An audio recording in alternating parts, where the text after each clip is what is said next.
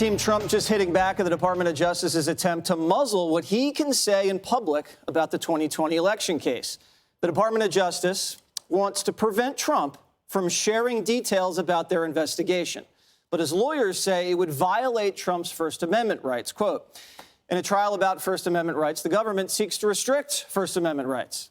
Worse, it does so against its administration's primary political opponent during an election season in which the administration, prominent party members, and media allies have campaigned on the indictment and proliferated its false allegations.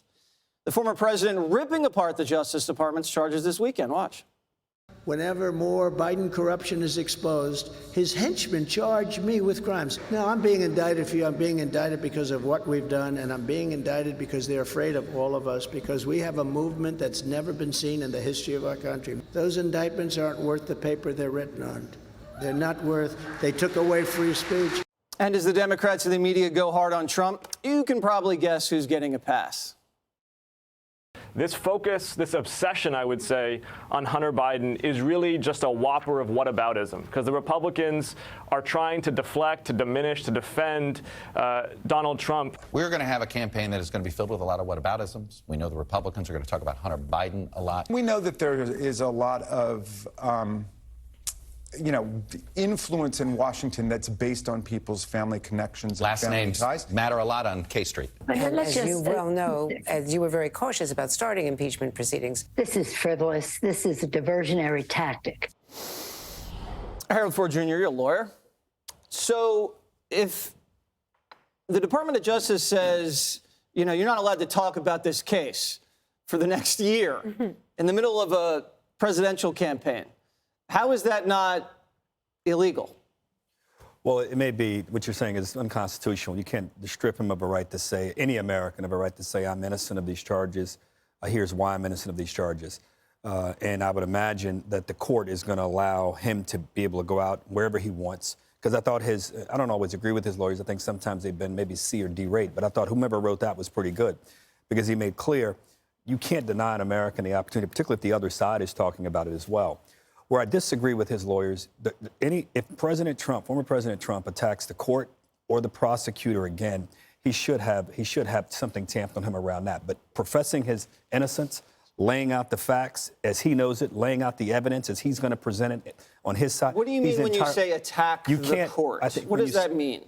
When you say that the judge is an idiot, when you say that the prosecution is a henchman, these are things that will inflame and not serve anyone's interest in doing Did it. he say the judge was an idiot? I haven't heard that. Well, he may have, but did not hear that. He has said it not only about this judge, but other judges. Slander. But I think he should be able to say whatever he wants regarding the facts and the evidence in the case. Okay, so he could say the judge was a partner at Hunter's law firm, the same firm that did the dossier, and has donated about $4,300 to Barack Obama, Joe Biden. You can say that. You just can't say she's an idiot. Right, but there's nothing wrong with it. But I would imagine if someone accused me of the things they accuse the president of, I would be saying I didn't do those. I wouldn't be personalizing with the judge. But he has every right to do that. But what he does not have a right to do is to attack the court and to attack the prosecutor personally. If you want to attack their case, I think should be fully protected from that. Okay, so what if in discovery, the Department of Justice hands us stuff to his defense attorney and it said we had agents crawling all over January 6th. Trump can't say that during an election campaign? I think he's going to say what he wants, given his history. I think he will not be taking things back when he's trying to run for president and has all of these indictments. I'm not surprised that the Department of Justice would like him to say less. They don't have any credibility when it comes to the repeated things they've tried to bring against him, and they're really hoping now that one of these indictments sticks. On the J6 thing, to answer the question about why he would go after the players here, including the judge or the prosecutor, it's because we've seen since Trump entered the political arena 2015, 2016, that the people who were investigating him had political motive. Peter Strzok, Lisa Page, at the FBI investigating him, saying he could never be president. Now you have this judge in D.C. on the J6 case who is an activist. She has donated lots of money to Democrats. She was very sympathetic to the BLM riots while she's throwing J6ers behind bars longer than prosecutors even asked for. So that is relevant to the context of the broader situation for people to understand why he may have some commentary on that. But while this is all happening with the indictments, and this is the double standard play, Hunter Biden is rewriting his plea agreement. he was able to plead guilty when he was supposed to plead not guilty, and now he's working with DOJ to figure out what's next after they screwed up in front of the judge and got caught with their blanket immunity statement. So while Trump is dealing with all of this, Hunter Biden is working with DOJ on another sweetheart deal that may also fall apart depending on what's in it. And the lawyer for the former President Trump said this weekend, we should have cameras in the courtroom. This can't be a secret trial right before an election, Dana. So I've had a long-standing principle in my life. I am against cameras in the courtroom. Full stop. Like, I agree. On the federal level, I think there's never been cameras allowed in the courtroom at the federal level. I think it just adds to chaos, chicanery, nonsense. Chicanery. And actually you ask the press secretary to Bill Clinton, whose name was Mike McCurry. McCurry, thank you. Sorry, Mike. Democratic trivia right here. Yeah, thank you. He was the first to allow cameras in the briefing room.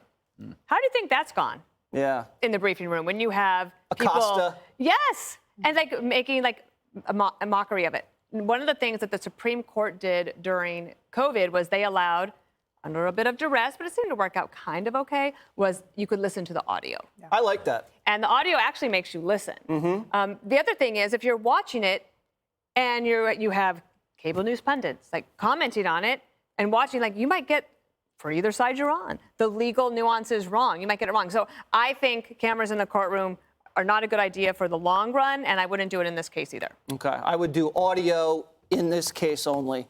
Greg Gutfeld, your thoughts on this gag order attempt or whatever they're calling it here with the president?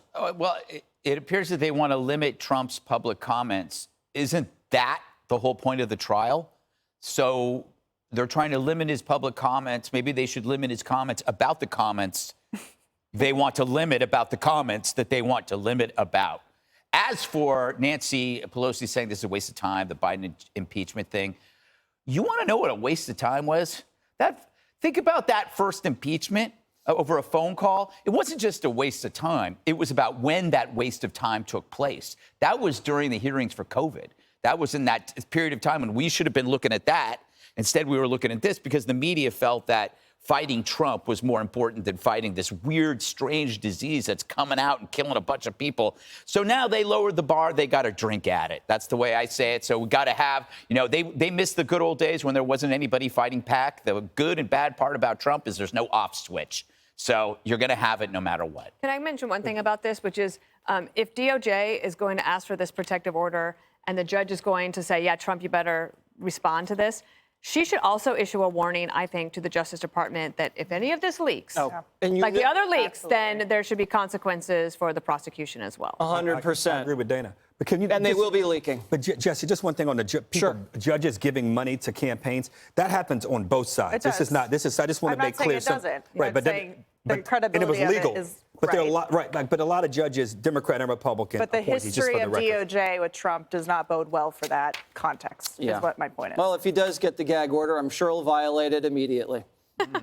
He will, and he'll dare the judge to do something about it. Up next, the liberal media has a new defense for Kamala. If you dare criticize her, you're a racist. Hi, everyone. I'm Brian Kilmeade. I want you to do me a favor. I want you to click to subscribe to the Fox News YouTube page. This is the only way that I know for sure that you're not going to miss any great commentary, any great news bites, any great interviews coming your way on Fox. You can get it all here on YouTube. So subscribe right now.